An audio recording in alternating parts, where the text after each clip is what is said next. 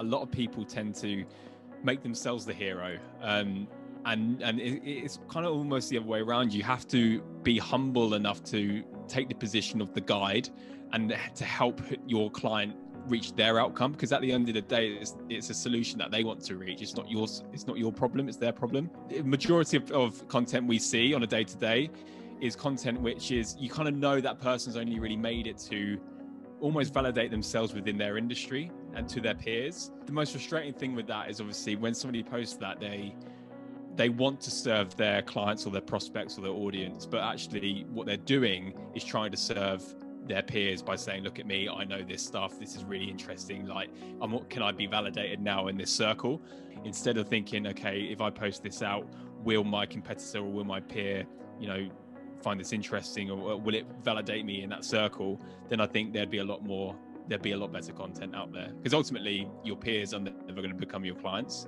The audience are going to become your clients, so you got to serve them instead of your competitors. Hi, my name is Johnny Lawrence and welcome to another episode of Life Talk, the self-development podcast.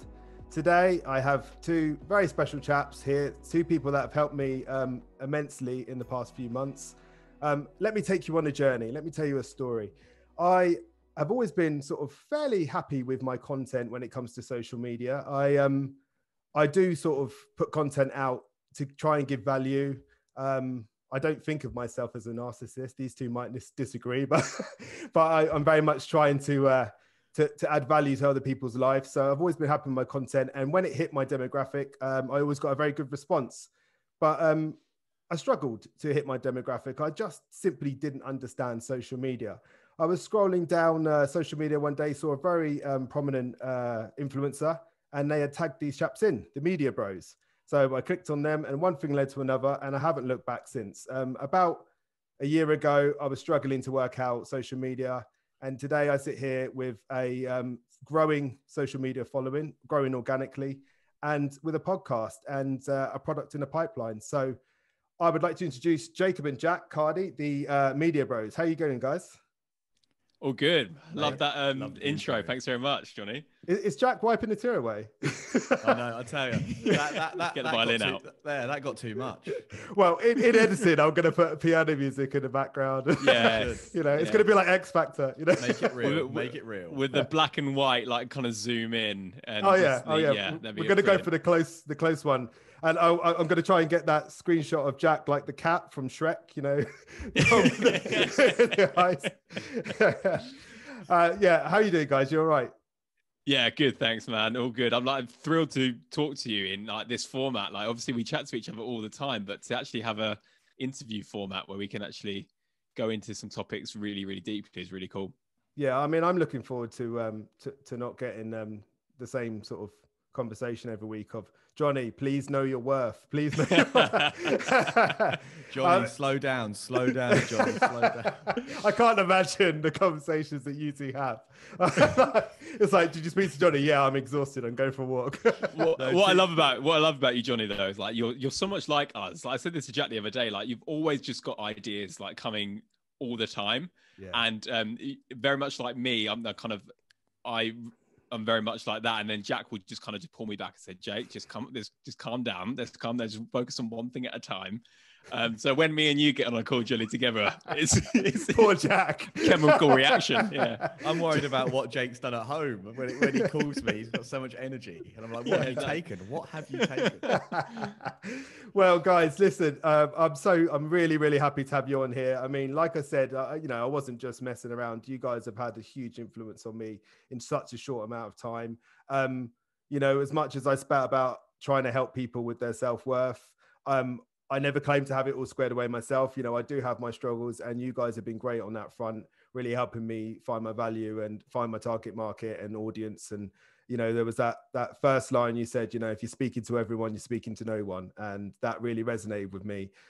So I think people are going to get massive value from listening to you guys today. And I can't wait. I've got some really, really, really tough questions.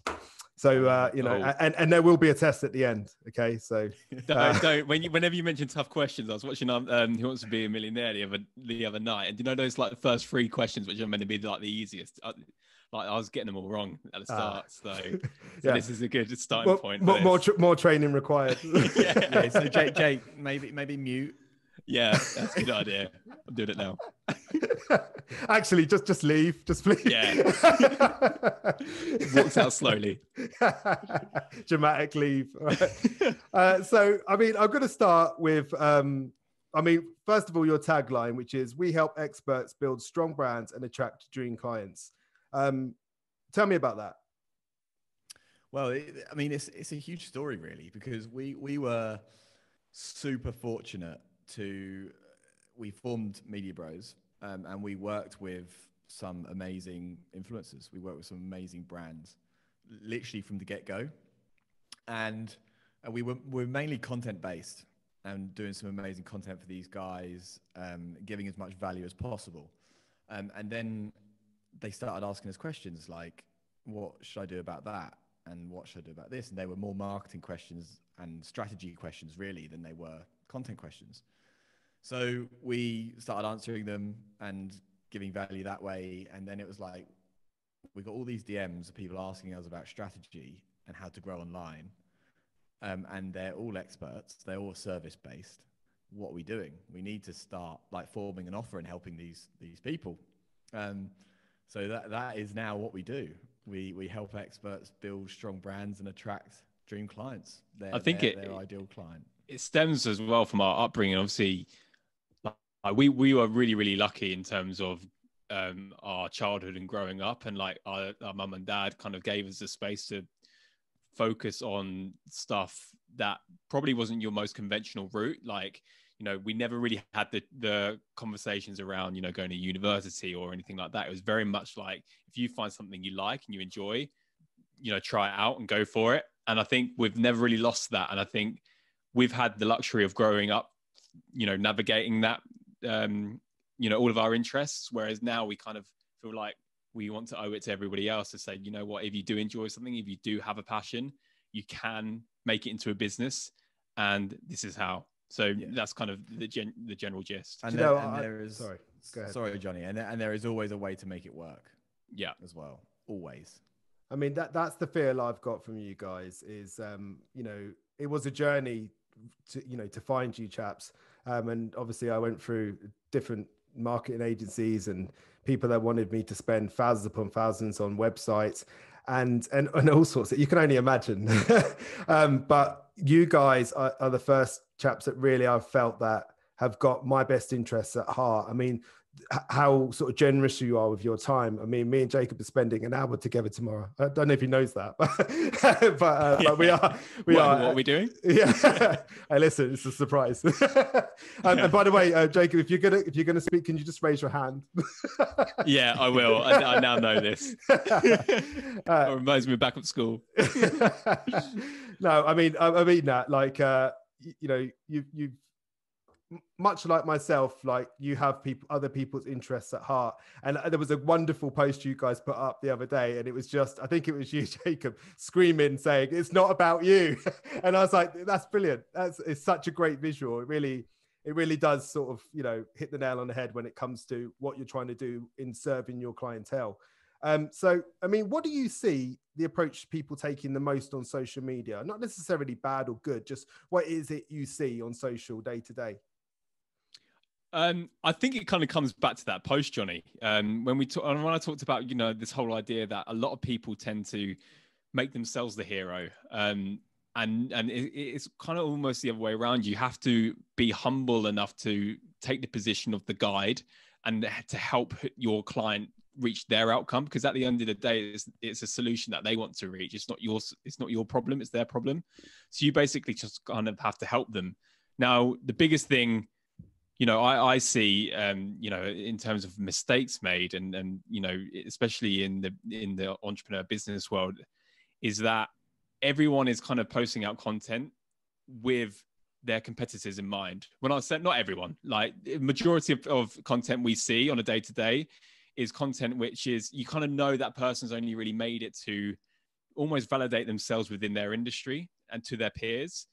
And the biggest, I mean, the most frustrating thing with that is obviously when somebody posts that, they they want to serve their clients or their prospects or their audience, but actually what they're doing is trying to serve their peers by saying, look at me, I know this stuff, this is really interesting, like can I be validated now in this circle?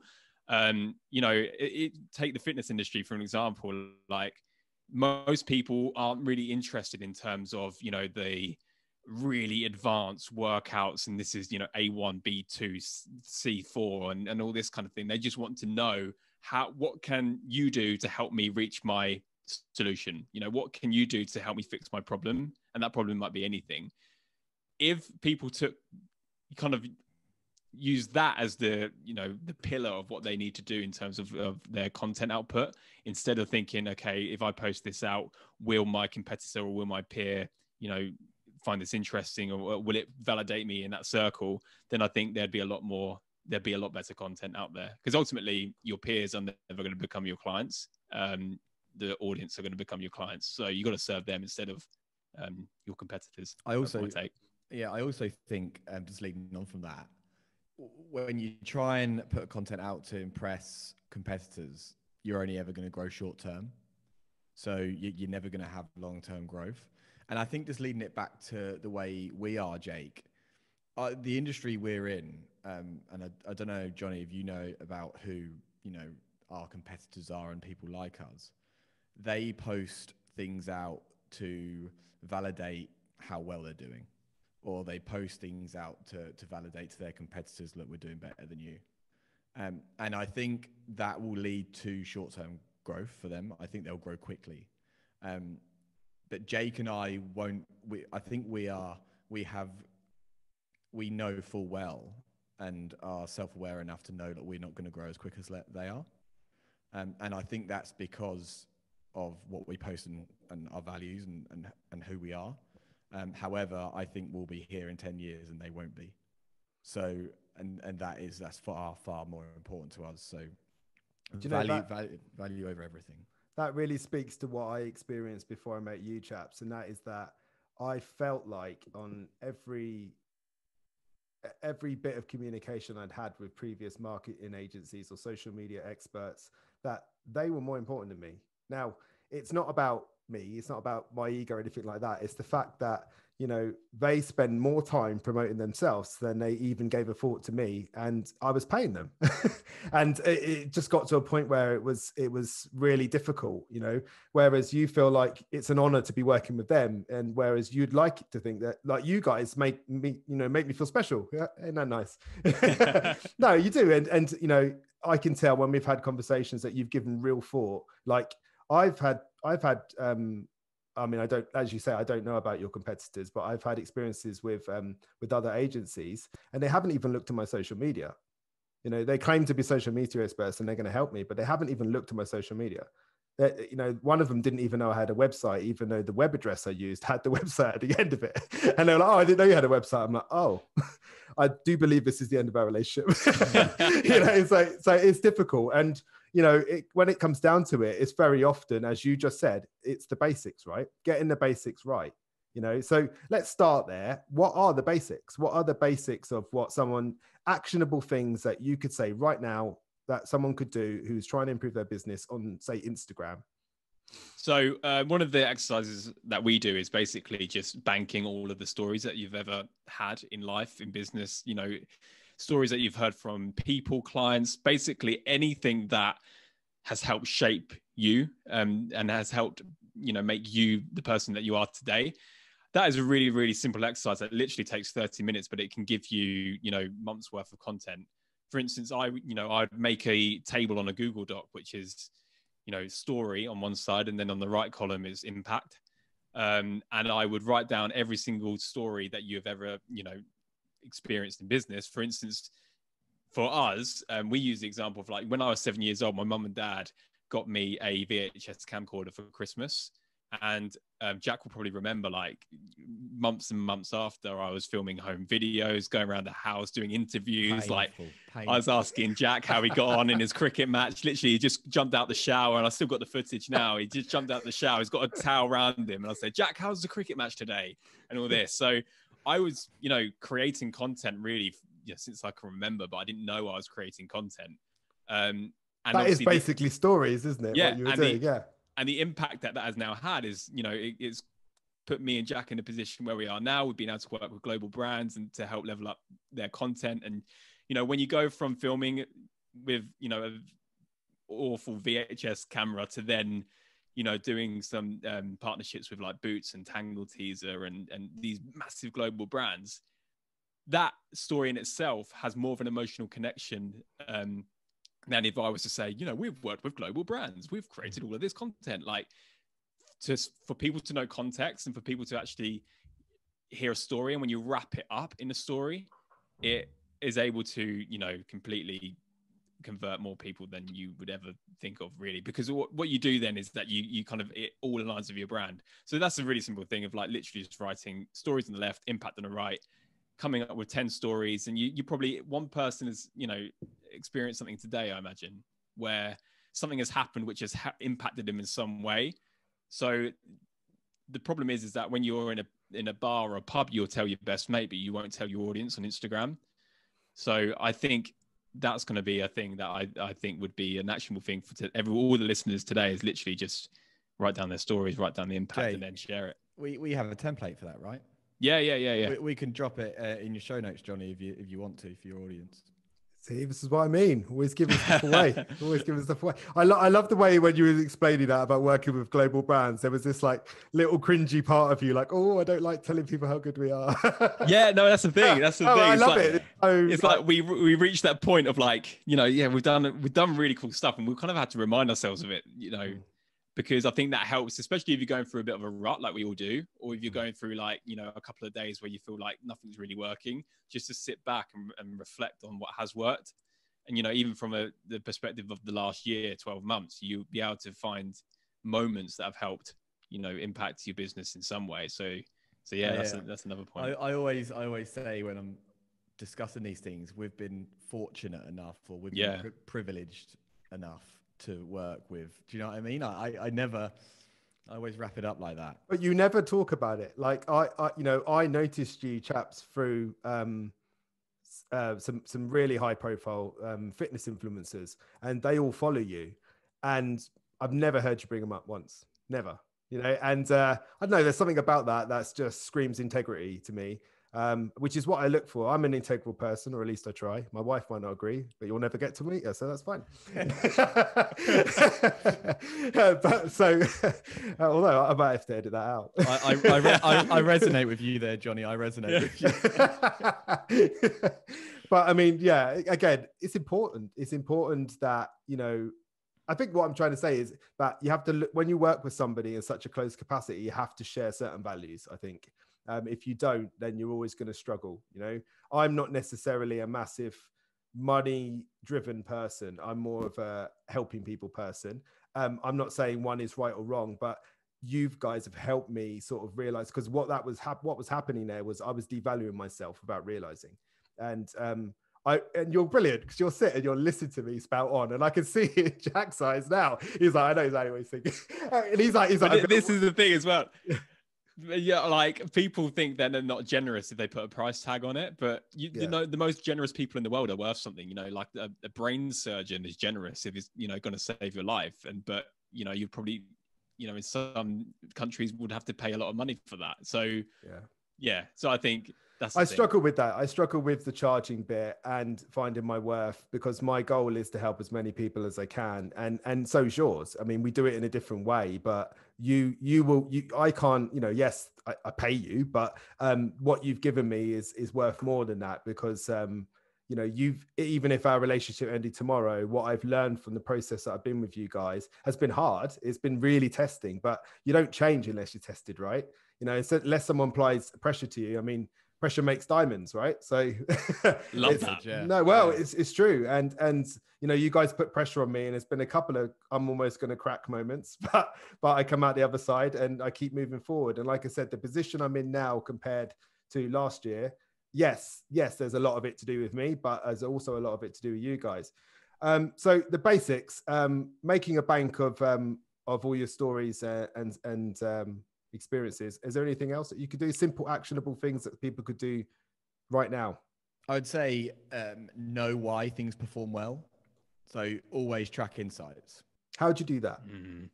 With Jake. Yeah, he loves, Jake loves insights. I think, well, Jack will, you'll obviously vouch for me here. Like a year ago, things would easily get to me and I'd be like, oh, it's not working. I'm like, why isn't it working? And I'd be like, oh, this is a waste of time.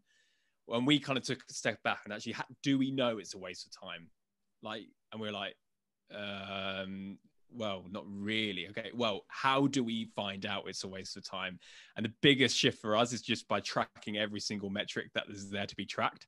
You know, we know our lead costs now. We know our click-through rates on all of our ads. We know what it costs us to get somebody to fill in an application to work with us. Like, you know, that's just in terms of a marketing level. But when you talk about content, we know, you know, what format of content performs best for us. You know, and these things change all the time, which is why it's so important just to keep a look on all of it. So every week, just dive into your insights.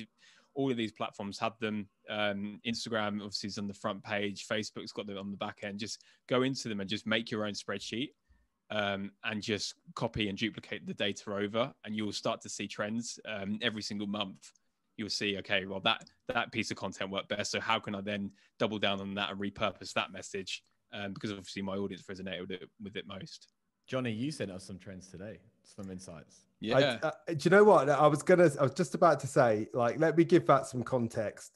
One of the first things that you said to me, because I said to you, I was a little bit doom and gloom the first time I met you. I was like, oh, I've wasted loads of time and money. And the first thing you said, well, there's no such thing as wasted time and money. What did we learn from it? And I was like, yeah, that's true. What did we learn from it? We learned that this didn't work. Okay. We know not to do that ever again. Now, I think it was you, Jacob, messaged me and said, this post is doing well, boost it. 144 followers in just under 14 days. That's never happened to me before. Yeah. Do you know what I mean? And that's from watching trends. It doesn't appear to be rocket science, but people, again, it does appear. I used to do it. I overthink it. I overthink my strategies when actually all you've got to do is connect with people, which I can do. You know, you put me in an environment with people, I'll connect, you know, because I like to listen. You know, I like to listen to people and I like to offer advice. Careful, more guidance and support. You know, and that's an opportunity for anybody on social, isn't it? And you messaged me. Who does that? Who's watching that closely and says, right, boost this? And I'm like, okay. And look what happened. And look at him. He's like, in a minute, his hair's not going to fit in. If you could just wheel the chair back a bit. But mate, like this is 100% like what we teach as well, is that there are so many other coaches out there that will say you need, you know, this funnel. You need to, you know, have this email sequence in place. You need to do this. You need to do this. When the issue with that is that a lot of people start with that, when actually what they need to start with is why they're in business and what they want their business to look like, you know, in the long term. Because, you know, business is fun, building is fun, and it just, everything needs to be there from the off. And I think the fact that you just mentioned there that you're in the game for impact, I think is one of the sole reasons why you're going to be here, you know, in 10 years time, delivering what you're delivering, but, you know, to even more people. So I think that's key of like, if anybody starts a business purely, you know, for short-term gains, then they've got to be prepared that, you know, if they start it with that mindset, it's not going to sustain for a long time. Whereas if you start it and again, you know, there's growth hacks, ads, all this stuff. And we do, our program does include a lot of, you know, sequence and building and we call it pipelines now. Like, I just don't really like the word funnel anymore, just because I think that devalues your audience. You know, you think about a funnel and you think about you throwing people into this funnel and you're forgetting about everybody at the top. Like, I prefer using the word pipeline just because it's kind of all on one level. But that's one of the things that you guys helped me with, was, you know, giving people the option and the choice and inviting them to engage with you instead of sort of, you know, jumping in there and sort of invading their space. And we had a great conversation about the other day. It's just what I love about working with you guys is that you've both got your your expertise, and you know, like just then I shout a question out and you're like, Jacob, go for it. You know, but you know your road, you know sort of like what you're good at, and you don't, you know, there's no ego when it comes to, oh, I can do this one, I can do that one, and I think that's so important when it comes to delivering. Well, Johnny, if you asked me to help you with sales, I think I'd be doing you a disservice by trying to help. You know, that's not me. You know, that's Jack. Yeah. And I think if we're not going to pretend to know, because I think that it doesn't help you. Again, coming back to the hero of the story concept is, you know, we always say, let's stay in our lane. Stay in our lane. Stay in our lane. That's it. That's exactly right. I mean, and one more thing on the basics is priming your social. Can you explain to people how important that is? Because that was something that, you know, that little message is your first sort of port of call when people come onto your Instagram. That's what they see, isn't it? And so I asked you to explain it, then I went ahead. You go ahead. Yeah, cool. Next question. You summed it up perfectly. I mean, as soon as someone jumps on your profile, they need to know what you do and how you help, right? They're the two things. If people can isolate who you help and how you help them, like, they're going to be more inclined to reach out to you and to engage with your content and to follow you. So. Yeah. And that's key. I mean, in marketing, we talk about touch points. You know, we need 11 touch points on average for someone to buy your product. So if they're following you and engaging with your content, they're going to gain those touch points over a short period of time. Wow. It's kind of like if you walked into a bar and you were wearing a costume, and then somebody pulled back the costume and then saw that you're somebody completely different. It's kind of like that, because when somebody sees your piece of content, you know, on their timeline, they'll look at it and they'll be like, make a judgment, but then they'll do their homework. And it's that part where they do their homework, which you really need to leverage, because anybody could post one piece of really good content, but how do you then build those blocks to, you know, ultimately make a bigger asset? I tell you what, Jake, your analogies are hilarious. Mate, I'm so glad that he tied it up at the end there, because I thought this was going off into a Scooby-Doo cartoon. Yeah. Me and you were laughing at each other then. No, I just thought it was going to be like a Scooby-Doo cartoon, you know, where you take off. I would have got away with it if it weren't for you meddling kids. So, wow, this is digressing quickly. I knew it would. I love it. I love it. So, you know, so you've primed your socials, and you know you've got a slick image in your Instagram. You've got a nice tagline. You're starting to sort of put the right content out there. So you're doing a few things right. What are the mistakes you see? What are the, you know, maybe one or two, just really sort of, please don't do that sort of type of mistakes. I think in terms of posting, because I think the biggest mistake we see from experts is over leveraging products and not knowing what their offer is. Like people come into us and they have 10 different products. They haven't validated any of them. They don't truly know who their demographic is, who they help. When actually what people need to do is scale back, have one single product which they go all in with their marketing and with their outreach, and then develop that. And once that's validated, and then they can pivot and move. That's the number one that we see, because as soon as you start posting about multiple products, like, your audience gets confused and they switch off. Yeah. And also, like, you create a product, and it gets to a point where you kind of feel like it's not really working, nobody's buying it. So then you create another product, and then you create another product. So what needs to happen is there needs to be a step-by-step process that you come up with, you know, your expertise that you want to share with the world. You package that into a product, you validate it in terms of like a minimal viable dose. So, you know, how can I build this without properly building everything out? You then get, you know, real customer insights on that product, which then help, you know, give you the confidence and even bankroll you into actually forming the product itself. So that is a clear kind of roadmap of how things get built. I always use the analogy of Elon Musk with his Cybertruck, like madness, how you put up a prototype on stage, you collect all those deposits, and then you use those deposits to actually build out the car. everyone starts at the end, when actually you just start with the minimal viable product, the minimal viable dose, and then get real customer insights to then build out the thing properly. Yeah, because that was something I came to you with what I thought was a product.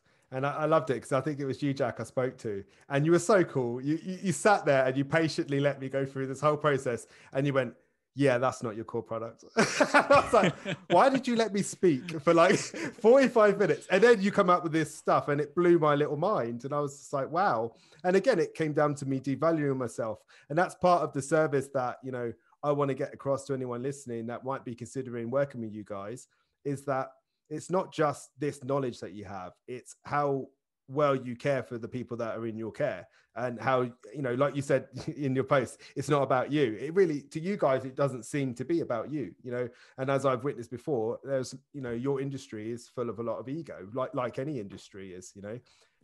It's definitely full of a lot of people where priority is finance. Yes. Yes. And that's a really hard label to get away from if you're not that way inclined. Yeah. Like, because people will see those individuals and see that we do a similar kind of thing and then just go, oh no, like I don't talk to those kind of people, you know.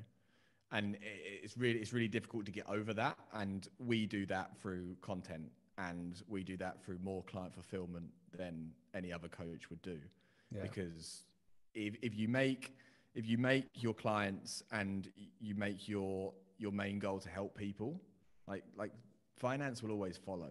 Yeah, I agree. It's always going to be a byproduct. Yeah. So why worry about it? Why talk about it? Yeah. Like, just get on with helping people, delivering value, and actually like keeping in line with what you believe, and you'll be fine. Well, that was what was unique about your sales approach, was that your sales approach was about building up the client to believe they were worth having your product. Because, you know, I know you deal with a lot of high ticket products, and that's difficult to hit someone with a high ticket price and say, okay, this is how much it costs. Because actually, you know, you might have a bit of doubt, you know, about how much you're worth, but so's the person you're talking to.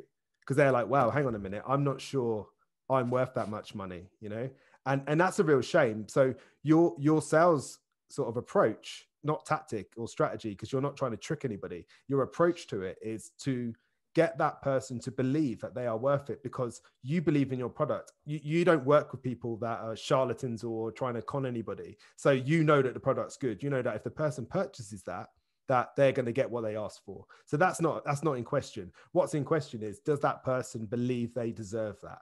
You know, does that person believe that? And that really flipped the script for me. That made me think, oh, okay, I need to convince this person they deserve this, because once they get in, that's it. It's game over. They're gonna be fine, you know. So that was a nice little turn of events for me. That really helped me as a person trying to build their business and also helping other people. You know, sales is like, obviously, you know, you can go into this in a little bit more detail, but like sales, everyone's kind of, you hear the word sales, you think, oh, you know, snake oil salesman and all this kind of thing. But when actually sales fundamentally is helping someone make the right decision for them. Yeah. Helping them move out of their comfort zone, because nobody wants to move out of their comfort zone. And if you as a salesman know that your product is the solution to their problem, then it's just about helping them make the right decision for them. That's all. And unfortunately with sales, and especially with high ticket sales, Johnny, it's inevitable that the prospect, the client on the other side, is going to get uncomfortable. And that's fine. That's fine, you know, but it's about caring for them and taking them through the process to like, well, okay, like, I'm here to help. You have a problem, I can offer you a solution, you know, and it's up to you whether you want to take that or not. Yeah. And it's being able to, my problem is accepting that initially I take it as rejection, but I suppose what it is that that person's either not ready or their money's not in place. And that's kind of not your fault, you know. No. And that's hard because my automatic reaction is to drop the price, but then you remind me, Johnny, how much do you invest in this? How much have you invested in that? How much time have you spent away from your kids and your wife and all these different things? And even this, like being on a Zoom call, it costs money to be on Zoom, right? It's not a lot, but it all adds up, you know. And it's them little bits of value that go into that product that I'm very, have a big tendency to just brush that aside and say, yeah, sure, you can have it for a tenner. and there's you two going, oh man. But you're ultimately, if you do that, you're not doing them the favor that No. know you can give them. Like it's, if you drop your price or anything like that, then what you're basically saying is, I kind of, I'm not worth this much. I'm not as valuable really as I first said I am. So really you're not doing them any favor. And also you're putting yourself into the same market that they're trying to get away from. Yeah. If you have a product which helps and that this is the solution, if you take away any of those deliverables, then obviously the price will decrease, but then you're taking away deliverables, which then in turn devalues the product. So are you a solution anymore? So yeah, that's one thing. Yeah, no. Just on that, and going back to the sales side of things, and I think this is really important because when I heard it, I went, wow. As human being, Jim Carrey said, 2004, wasn't it, Jake? University a speech. He said that as humans, we often make decisions with fear disguised as practicality. Right? Wow. So in sales, often someone will say to us, or one of our clients, this isn't really the right time for me. I think I'm going to finish this first. Or I think maybe come back to me middle of March, when actually, they're fearful to make that big decision, right? To take that leap. And that's absolutely fine, but it's finding the reason to why they're fearful, not just saying, oh, must be a money thing, right? Because it might not be, right? And as humans, we do that every single day. Like you'll be able to come up with a time in the last week. I did it. I had a dentist appointment a few weeks ago. I cancelled it, and I said it was because of some rubbish excuse. But it makes sense to you at the time, doesn't it? That excuse is like, I can justify that. Yeah, and you justify it in your own head. When actually I was just fearful of the pain. I just could not be dealing with it, right? And as humans, we do that all the time. Got that on video now. Yeah. As humans, we do it all the time, and it's no different with sales. Yeah. I mean, I find as well with my clients is, having been in the health and fitness industry for a decade and a half and now transitioning into life coaching, it's all very much the same. People, what I find is somebody will want to lose weight, let's say, and they start on an eating regime and an exercise regime, and it starts to work and they start to get results and it starts to get happy. But their peer group that they hang out with, all of a sudden, they're not having beers with them on Friday. They're not going out for pizza on Friday. One of their mates says, oh, look at him. He's not drinking beers with us. He thinks he's better than us. And before you know it, whether you like it or not, they don't like the way that you're making them feel. Get better friends. Yeah. Well, there's this quotes about it, isn't there? About like, what's that quote I read earlier? It's you can't change the people around you, but you can change the people around you. And I thought, I love that, because at the end of the day, one of the reasons why most exercises and diet regimes fail is because people start to get pushed out of their group. And once they get pushed out of their group, the only way they can get back in is if they fall back in line again. Isn't that a big shame? That's such a big shame, isn't it? No, but it is what happens. You have all these friends around you who aren't prepared to change, don't want to change. They do what you said. They strongly justify their actions. I work really hard. That's why I go out and I get obliterated on a Friday.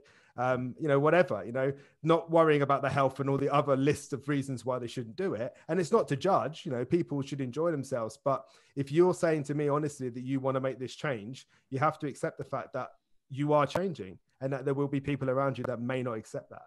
And what are you going to do then? You're the average of the people you hang around with, right? That's right. Yeah. And do you know what's mad is like, if you've got insecurity, it's probably the first thing you judge on other people. Yeah, you're right. Yeah. Like, if you bringing it back to content, if you post a bit of content and you're just insecure about how, what people will think of it because of X, Y, or Z reason, you're probably judging somebody else's content for exactly the same reason. Yeah. Yeah. Yeah, you can't help it. It's the way that you view the world, isn't it? Yeah. That's what I always say about people's values and beliefs. You've got to be careful what advice you take, because the only advice they can give is the way they see the world. And if that's not the way you see the world, then there could be a problem. you know, and it's about being careful, isn't it? And, you know, anyway, getting a bit spiritual here, boys. I love it. I love it. Bringing it back on topic. We're just discussing the most common mistakes. Are there any more that you see?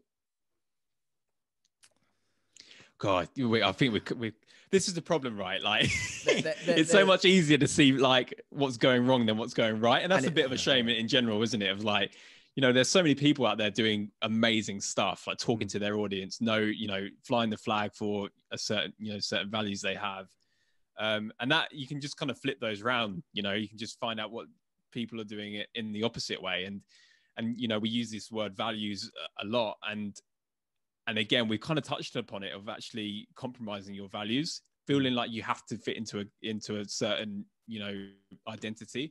And Jack and I, you know, we see other coaches come up on our timelines and our Facebook feeds and whatnot.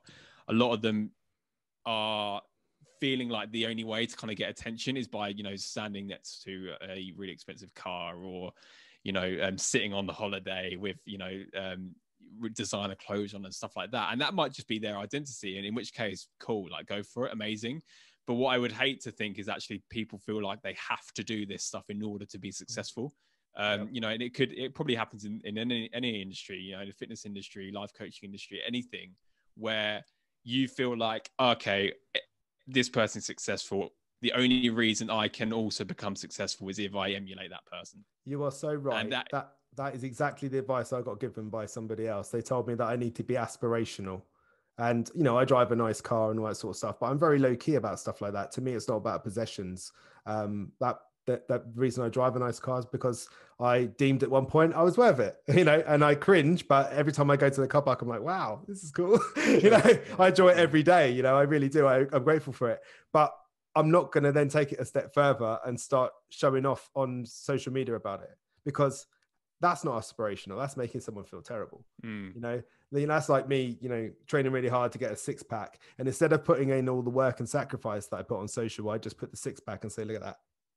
I think it's doing it. Yeah. It's doing it for the right reasons. Like 100%. Like you can be aspirational, nice but yeah, you can also be a bit, you know, people also resonate with the journey way more than they resonate with the result. That's a lovely way to put it. That is exactly right. You know, and it's about, okay, yes, you know, like let's take someone like Dwayne Johnson, for example, right?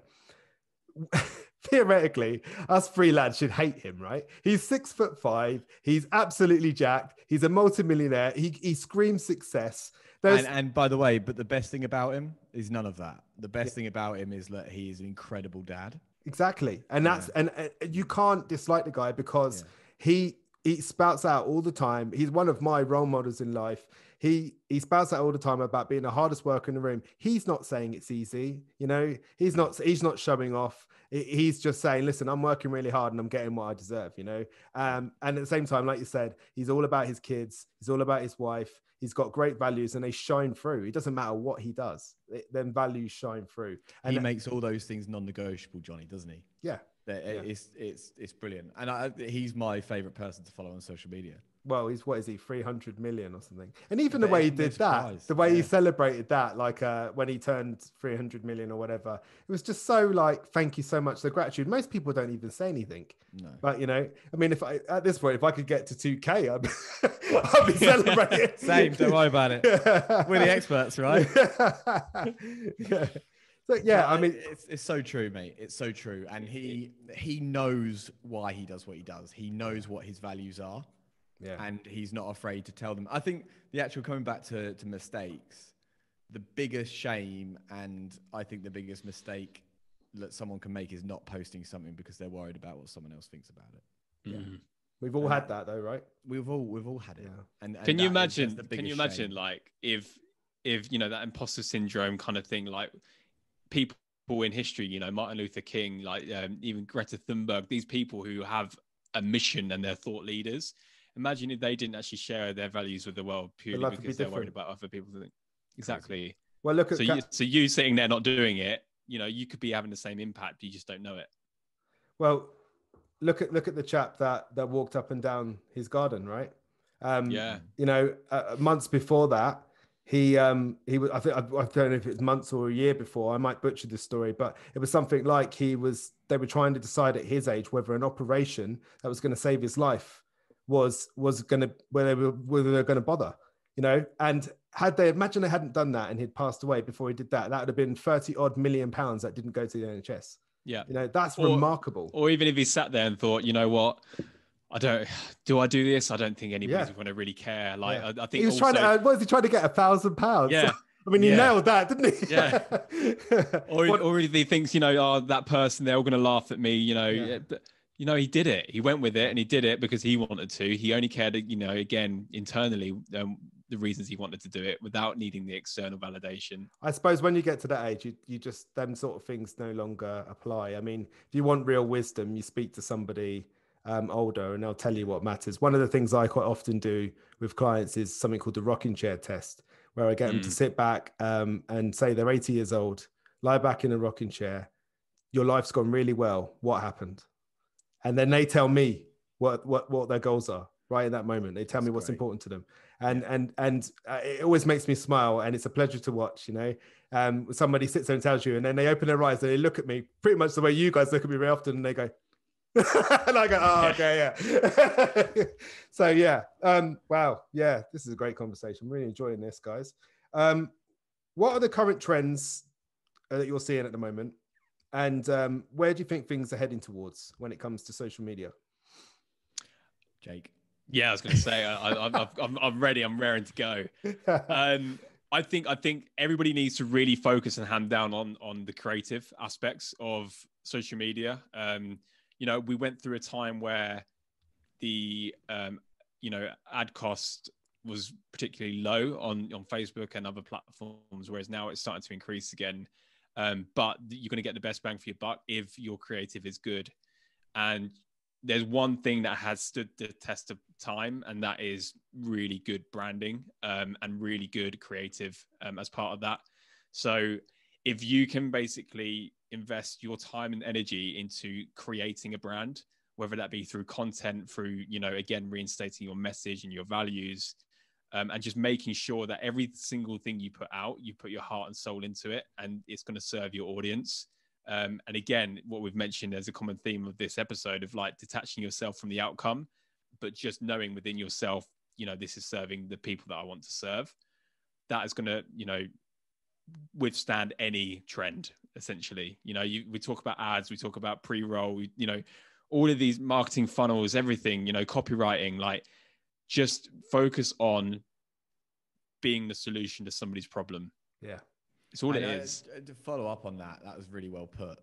I think brands who put their values front and center for everyone to see and act in line with those, they win all the time. I mean, Jay, we talk about them a lot, but Brewdog, right? Brewdog, big beer brand. They're growing and growing and growing, and they literally mission values front page of their website. Like, this is what we stand for: sustainability, like helping the planet, and we're going to help in that mission every single day. And everything they do, their behavior aligns with those values and those missions. So it's real as well. It's not just a gimmick. It's this is how we are, and it's as you said earlier, it's non-negotiable. Another company that does that really well is John Lewis. You can't find a person in the world that when you say to them about John Lewis, if they know who they are, then they don't say integrity or reliability or trust or something. That when you buy it from them, their warranty alone says, look, if you're not happy, bring it back. And they legitimately do as well. And they make it as easy as they can for you, Yeah. And the care, I don't want to get this wrong, but I think the care they've shown for staff through this pandemic as well sums up their value. Yeah. So and you can't beat that. That's the stuff that you don't forget.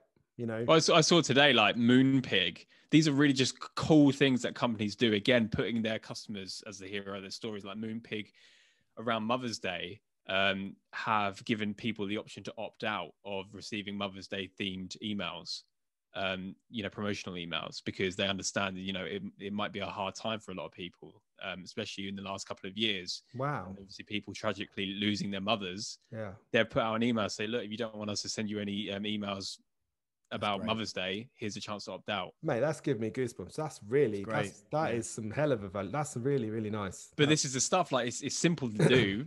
And the reason they've done that is because they put their customer first. Yeah, that's all it is. We had a local company here. They're like a sanctuary for animals. They're a charity, and I come home today, and on the doorstep is a little booklet, and it says, obviously you can't visit the animals at the moment, so we thought we'd get them to visit you.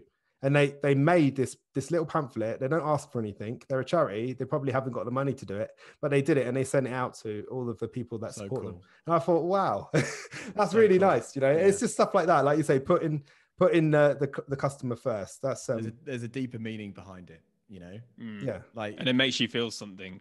Yeah. Again, Jake, we were talking, we're going on a larger scale. God, Jake and I talk about business so much.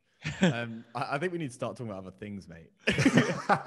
But going on sports exists, right? Yeah, taking it to a larger scale, like with Tesla and Elon Musk, he has a wider like mission, purpose. Like he wants to create life and for humans on other planets. You know, he wants to have just electrify vehicles, so you know the world doesn't get damaged. Like the purpose that he has goes far beyond business and normal business metrics. And if you can build a business or a personal brand who do that, and it's quite clear that they are your values, you are going to go very, very far, and you should go far. I mean, I experienced it. I made a video about what I would say to 8-year-old me. Yeah, and great video, by the way. Great video. Thank you. I've had that video for a long time, but and I put it out a really, really long time ago, and I did it in a really low key way because it's like shouting quietly. I sort of wanted people to see it, but I didn't want them to see it, and no one really did. And then I put it out again yesterday, and it's not necessarily like the response it gets; it's the private messages I get. Yeah. And what it is about making people feel reassured that, you know what, it's okay to feel like this. It's okay that these things happen to you. And it's also about helping that reassurance, but it's also about that support. It's like, you know, I speak to a lot of people through DMs and we just resonate and talk, and I don't charge for that. And I don't expect them to come to me, but that's part of it. And I suppose that speaks to what you're saying. In the sense of just giving that value, and you don't and understanding what value is, knowing that that's value. Again, you guys taught me that stuff there I don't charge for, but I also don't consider it as work, you know, because I love it. You know, I love the fact that I might have made someone's day or cheered them up or made them see something differently. That's valuable to me selfishly. And that fuels you to then serve. Like one of the, coming back to another theme of like ours is like this ability to say no to things, because we know if we say yes to everything, you know, that doesn't align with our values, then basically it's selfish, because it pulls us apart from actually delivering the mission for our clients, for our audience. So yeah, like you replying to those DMs, Johnny, yes, it's free, but if that's the thing which basically you leverage to then, you know, work on your bigger project, because it just fills you with so much joy, then like that's an investment. Well, in a way though, it has nothing to do with my work that I'm doing as a coach, but what it does do is what I was really desperate not to be was that coach that comes across perfect, that I've got all the answers, look at me, you know, I'm living that perfect life. I have my own struggles that I have to deal with every day, but that's the point. It's everyday work. You wake up in the morning and you have to have a little quiet word with yourself about how your day's going to go. And you have to fight against all them limiting beliefs and fight against that imposter syndrome. Because I can tell you something about, I know you have worked with a lot of successful people, and you've probably seen it the way I have when I've worked with successful people. They don't put themselves in that position. We do. So The Rock doesn't think of himself as The Rock.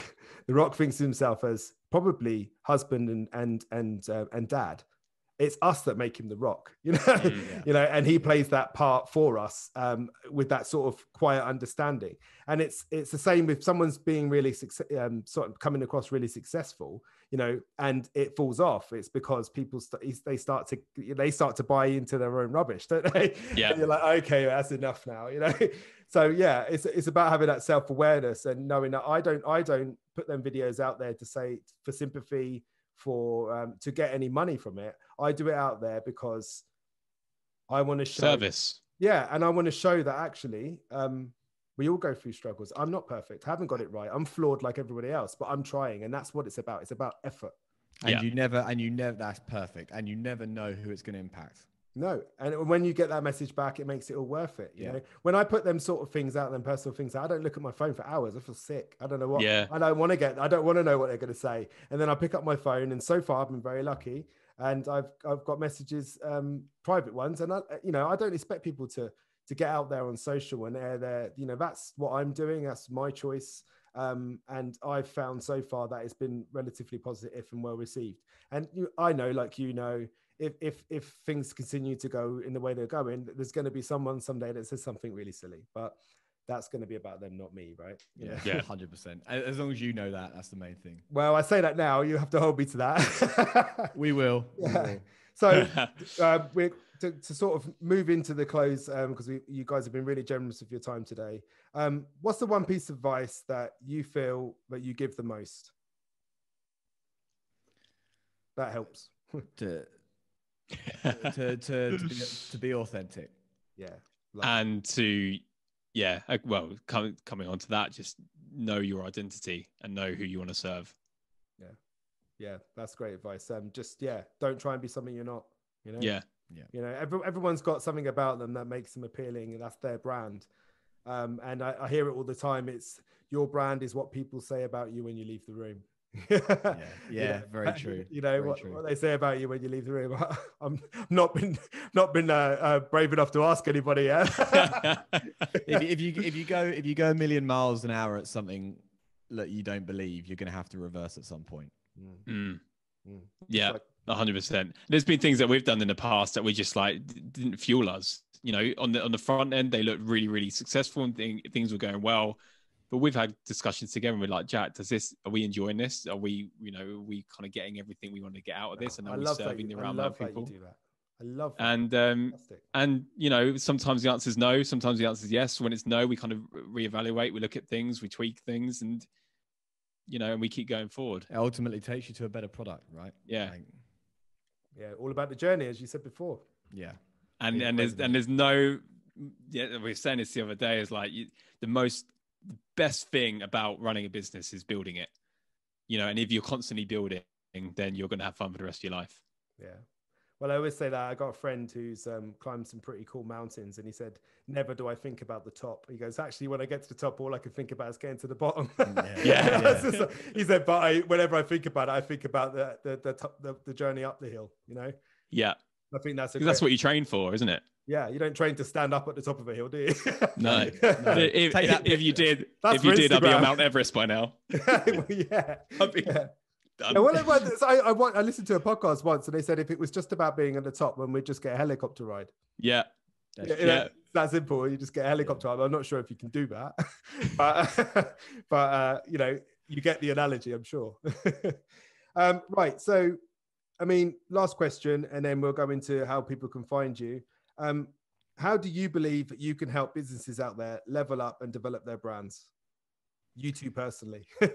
I think the biggest thing is narrowing focus and helping people come to the realization of what they truly want to do and what they truly want to build.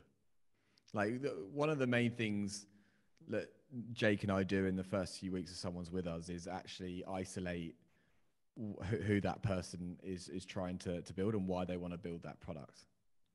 Like what's the offer? That's one of the first things we do. And then we obviously go into helping them build it and what goes behind that, Jake might answer that differently. I'm cringing inside because I just remember that process. Yeah, I think, Johnny, you're a prime example, someone who's come in, who's successful already and has ready-made offers.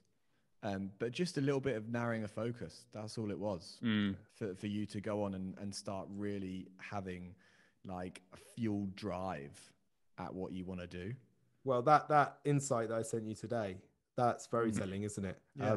Because I know that my first encounter with you chaps, I thought I knew who I was trying to reach. I thought I knew who I wanted to work with. Nowhere near. Didn't have a clue.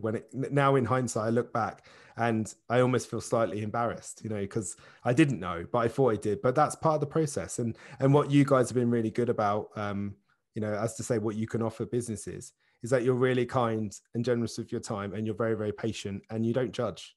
You don't judge. You accept that mistake is learning, and you make sure that I learn instead of having the same conversation with me in 2 weeks' time. Business growth is really, really simple if you don't overcomplicate it. That's the biggest thing. People look for overcomplication. They look to overthink things. And again, you're coming back to it, do you have a solution to a problem? Yes. Do you have a way of packaging that solution? Yes. Do you believe you can help someone? Yes. That's all it is. Yeah. Because it's mindset. It's mindset first and foremost, really. Do you know your value? Do you know what you're worth? Do you know that this is actually a solution to someone's problem and that you just don't think it is? And if you have that confidence, then then it's the world's your oyster, because you've got something there that can help people, and then it's about scaling it. Can you take someone from A to B? Yes. Okay, cool. Let's package it up and make it a value prop. Yeah. I mean, just to bolster that, when I came to you, I didn't have a product.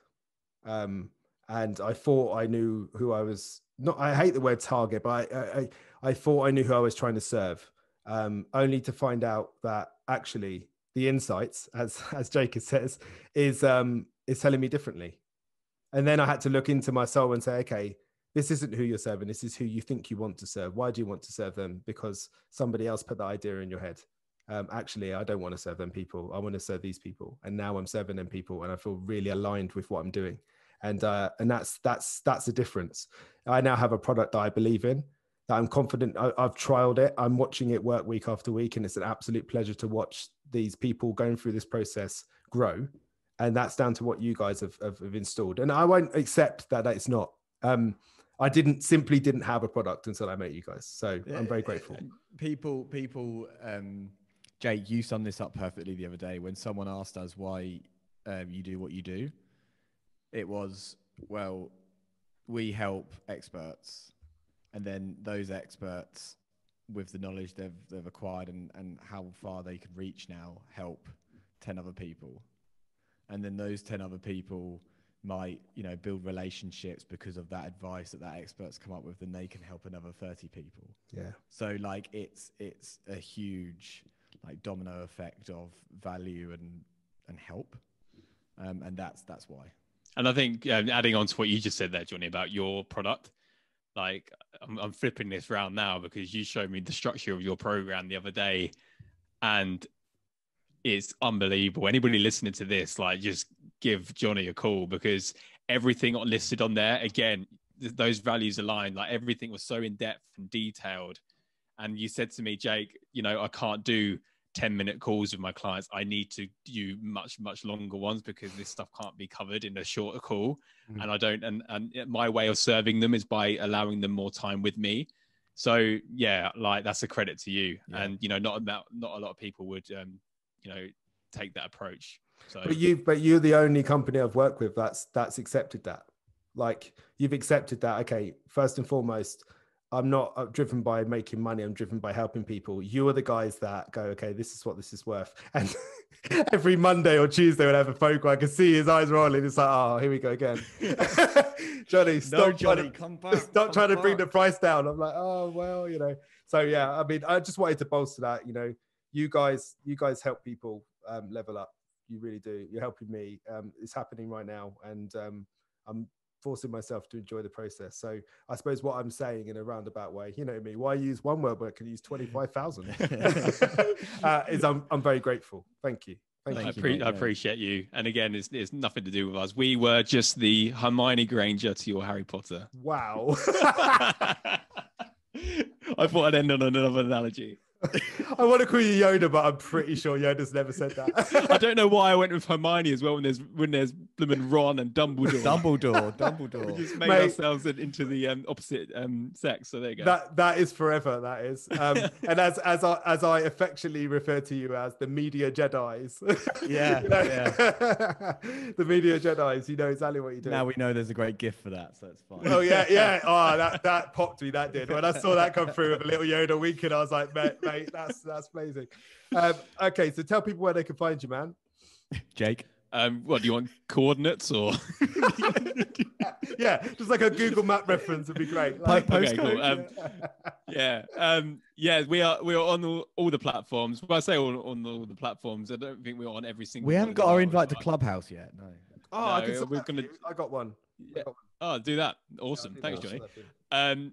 We're mainly on Instagram, the Media Bros, Facebook Media Bros, LinkedIn Media Bros, Twitter Media Bros. So everything Media Bros.